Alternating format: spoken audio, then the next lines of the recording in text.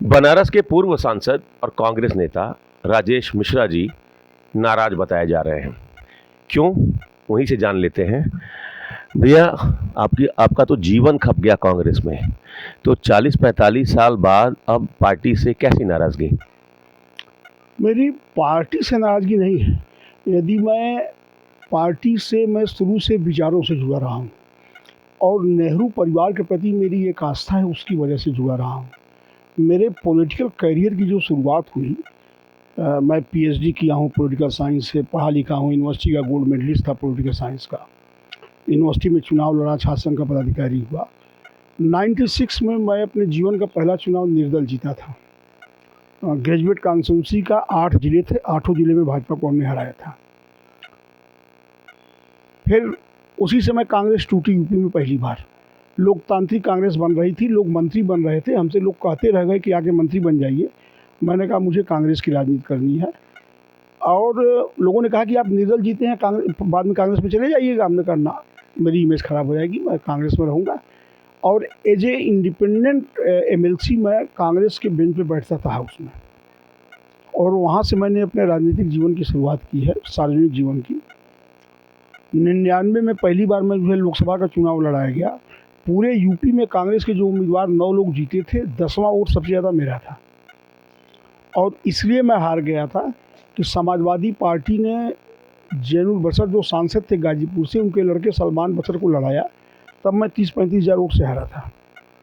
और उस काम को भी हमारे कुछ कांग्रेस के मित्रों ने ही कराया था, नहीं तो मैं वही चुनाव जीत गया होता। हमसे पहले बनारस में लोकपति जी, रत्नाकर जी, दूधनाथ चतुर्वेदी जी, तमाम सारे लोग लड़ते रहे चुनाव, श्यामलाल यादव जी, सबकी जमानत जब्त हुई।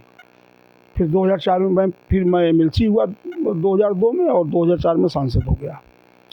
मैं चुनाव ना हारता 9 में भी, लेकिन मुख्तार अंसारी को मुझे हराने के लिए लड़ाया ही गया कि मुख्तार लड़ेंगे तो इलेक्शन हिंदू मुसलमान हो जाएगा, और जब हिंदू मुसलमान हो जाएगा तो भाजपा जीत जाएगी। मुरली जोशी जी लड़ना चाहते थे, हुआ। बार बार जब मैं सांसद था तब भी मंत्री बनाने पे मेरी चर्चा हो रही थी लगातार, मुझे नहीं बनाया गया, मैंने कभी नहीं बोला। बार बार मुझे प्रदेश अध्यक्ष बनाने की बात हो रही थी, मैंने कभी नहीं बोला।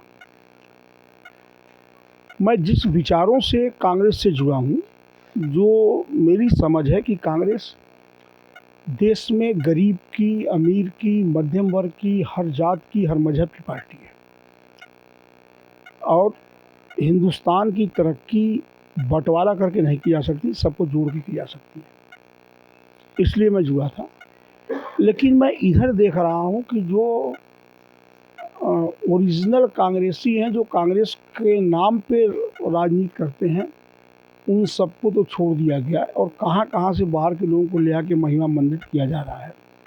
कष्ट होता है। अभी जो कल टिकट का बंटवारा हुआ है, मैं बनारस से चुनाव लड़ना नहीं चाहता था, मैंने शुरू से मना कर दिया था कि मैं बनारस नहीं लड़ूंगा। मैं भदोही की तैयारी कर रहा था। भदोही में लोग वर्तमान सांसद से बहुत ज़्यादा नाराज़ हैं, और मैं चुनाव लड़ता तो मैं जीत जाता। मैं चुनाव लड़ने के लिए मैं चुनाव नहीं लड़ना चाहता। मैं विधायक भी रहा हूँ, सांसद भी रहा हूँ, चुनाव लड़ने के लिए चुनाव लड़ने कोई मतलब है नहीं। मैं जीतने के लिए चुनाव लड़ना चाहता था, इसलिए मैंने भदोही का चयन किया था कि मैं आराम से जीत जाऊँगा। अब 17 सीटें सपा ने दी हैं। उन 17 सीटों में हमें लगता है कम से कम 10 सीटें तो ऐसी हैं जो कांग्रेस मांग ही नहीं रही थी, वो मिली है। तो जो कांग्रेस मांग रही थी, जिसपे कांग्रेस लड़ सकती है, जीत सकती है, हार सकती है, वो टिकट तो मिला नहीं। टिकट वो मिला है जहाँ कांग्रेस के पास कैंडिडेट ही नहीं है। तो इस गठबंधन का क्या मतलब? तो मुझे सब ले दे के ये लगा कि राजनीति, आज़ादी के वक्त जो राजनीति थी, वो राजनीति सेवा भाव की थी। लोग अपने मर्जी से राजनीति में आए थे कि हम देश की सेवा करेंगे, देश को आज़ाद कराएंगे। बाद के दशक में ये राजनीति पेशा हो गई, लोग पेशे के रूप में राजनीति को अपनाए, और आज के तारीख में राजनीति व्यापार हो गई है, इसलिए मैंने लिखा। तो आपने कहा कि बांटने की राजनीति हो रही है कांग्रेस में, तो राहुल गांधी जी ही तो पिछड़ा अति पिछड़ा की बात कर रहे हैं। ओबीसी ईबीसी की बात तो राहुल गांधी जी ही कर रहे हैं, और कांग्रेस के सबसे बड़े नेता हैं वो। उनके कहने का मतलब ये नहीं है। उनके कहने का मतलब ये है कि जो समाज का गरीब है, जिसको उसका हक नहीं मिल पा रहा है, उसको उसका हक मिलना चाहिए। उनके कहने का सेंस ये है। लेकिन पब्लिक में जो मैसेज जा रहा है वो दूसरे ढंग से जा रहा है। तो नुकसान कांग्रेस का हो रहा है। हाँ, वो वो ये चाहते हैं कि जिनको कोई पूछने वाला नहीं है, जो गरीब है, जिनकी भागीदारी सरकार में नहीं हो पा रही है, सत्ता में नहीं हो पा रही है, ब्यूरोक्रेसी में नहीं हो पा रही है, और दो हिंदुस्तान बन रहा है, एक अमीरों का हिंदुस्तान, एक गरीबों का हिंदुस्तान। तो वो गरीबों के हिंदुस्तान के साथ खड़ा होने की कोशिश कर रहे हैं और इस वजह से वो ये बयान दे रहे हैं, मैं समझ रहा हूँ।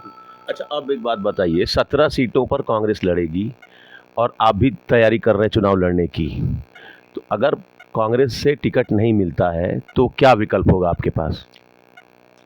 ये देखिए, अभी इस बारे में मैंने कोई फैसला नहीं लिया है। अपने लोगों से बात करूँगा, सोचूंगा क्या करना चाहिए और किस तरह आगे बढ़ना चाहिए। लेकिन चुनाव मैं लड़ना चाहता हूँ और चुनाव में जीतने के लिए लड़ना चाहता हूँ। तो उसके लिए फैसला करेंगे अपने लोगों से बैठ के बात करके। अभी उस पर कोई मेरा अंतिम फैसला नहीं कि किस तरह आगे बढ़ना, लेकिन मैं करूँगा। मतलब विकल्पों की तलाश में है? विकल्प तो मेरे पास सभी है। आज जिस तरह लोग राजनीति कर रहे हैं उस तरह का तो विकल्प सब मेरे पास है, लेकिन मैं ये सब चाहता नहीं, क्योंकि मैं देखिए पढ़ा लिखा व्यक्ति हूँ, राजनीति में पढ़ लिख के आया हूँ। मैं पीएचडी किया हूँ पॉलिटिकल साइंस का, बीएचयू का गोल्ड मेडलिस्ट रहा हूँ पॉलिटिकल साइंस का। मुझे ये बताइए ना कि ये सब पता तो मैं कभी कर तो लेता। बाहर से आए हुए लोग, राज बब्बर हैं, रीता बहुगुणा हैं, बृजलाल खाबरी, अजय राय, ये बाहर से आए हुए लोग हैं, प्रदेश अध्यक्ष बन गए हैं, तो आपके मन में टीस नहीं उठती है? किसी भी संवेदनशील व्यक्ति के मन में ये टीस उठेगी? टीस उठती है, लेकिन मैं बोलता नहीं हूँ। मैंने सब बर्दाश्त किया है। मैंने किसी से कभी नहीं शिकायत की कि ये गलत हो रहा है, कभी नहीं करता हूँ। ये मेरी आप लॉयल्टी कह लीजिए, या पार्टी के प्रति, या अपने लीडरशिप के प्रति डिवोशन कह लीजिए, लेकिन लॉयल्टी और डिवोशन मेरी कमजोरी नहीं है।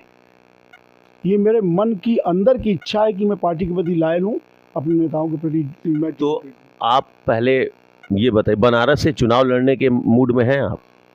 मैं बनारस से चुनाव नहीं लड़ना चाहता। कहाँ से लड़ने के मूड में हैं? मैं भदोही से लड़ना चाहता तो वो आपके खाते में आई है वो सीट? हूँ। वो सीट अभी तक तो सपा के पास है, देखें आगे क्या होता है। तो नहीं मिलती है पार्टी को, तो क्या होगा आपका रुख? देखा जाएगा। अभी मैंने कहा ना कि ये बैठ के बात करके अपने लोगों से तय करके तब करूँगा, लेकिन मैं भदोही से लड़ना चाहता हूँ। तो बाकी पार्टी भी तो ऐसे ही नेताओं की तलाश में है जिनका वजूद है, जिनका जनाधार है, तो बीजेपी से कोई फोन होना है अभी तक? फ़ोन तो मेरे पास दिन भर सबका आया करता है, कि मतलब उसका कोई बहुत मतलब नहीं। सब मित्र दोस्त हर दल में है भाई। भाजपा में तो आधे से ज़्यादा लोग कांग्रेस से ही गए हैं, आधे से ज़्यादा लोग हैं। तो उनको स्वाभाविक है, मित्रता है सबसे, सबका आएगा ही। लेकिन उस फ़ोन का मतलब ये नहीं है कि किसी की इतनी बड़ी क्षमता हो गई है कि हमें वो पार्टी ज्वाइन करा ले या न ज्वाइन मैं करूं। नहीं, सूचना तो ये भी है कि BLW में आपकी मुलाकात प्रधानमंत्री से होने वाली है, गेस्ट हाउस में। सब बता। तो अब संपर्क में नहीं है कमल के फूल के साथ? मैं किसी के संपर्क में नहीं हूँ। नहीं, वो लोग तो संपर्क में है।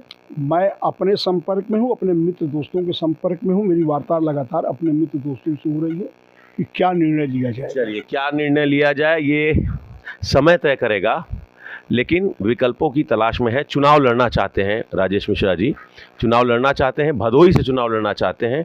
हालांकि सपा कांग्रेस गठबंधन में अभी तक भदोही की सीट सपा के पास है। अगर चुनाव पार्टी के मन के मुताबिक लड़ते हैं तो ठीक, नहीं तो फिर विकल्प अपनी जगह मौजूद हैं, उस पर फिर अपने लोगों से बातचीत करके फैसला लेंगे राजेश मिश्रा जी। कांग्रेस की कुछ नीतियों से संतुष्ट नहीं हैं। पहले वाली कांग्रेस और आज की कांग्रेस में एक बड़ा फर्क आ चुका है। Amit Singh, TV9 UP, Varanasi.